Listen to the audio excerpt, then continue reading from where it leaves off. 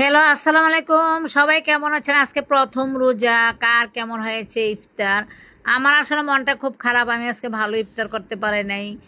আজকে এমন এক জায়গায় বাস থামিয়েছিল, ভাগ্যিস আমি কোনো কারণে বাসে ওঠার আগে 30 টাকার ইফতার কিনেছি, একটা পানি কিনেছি 20 টাকা, আরও দুজনের সাথে শেয়ার করেছি।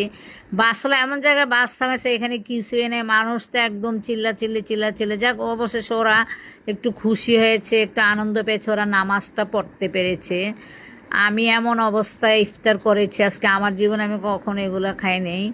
যখন যেখানে যে পরিবেশে থাকতে হয়, এইটা হচ্ছে আমাদের অভ্যস্ত থাকতে হবে।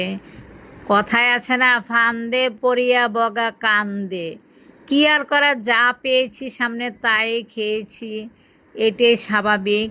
আমরা আসলে যখন যেখানে পাই সেই পরিবেশটাই আমাদের একান্ত মানিয়ে নেওয়া দরকার। আমি আজকে এমন ইফতার খাচ্ছি যেটা আসলে আমি কোনোদিনও খাই নাই। একটা পেঁয়াজও কিনেছি, 2টা আলুর চপ, 10 টাকার মুড়ি। কি হাস্যকর, আমার জীবনে একদম প্রথম। কি আর করব, খাচ্ছি। আমার মুড়িগুলো একদম পোতানো মুড়ি, কি করব, খাইতে হয় যেহেতু খিদে লেগেছে। আরও দুজনের সাথে শেয়ার করেছিলাম, ওনারাও মনে হয় বেশি একটা পছন্দ না। ওকে, বাই, আল্লাহ হাফেজ।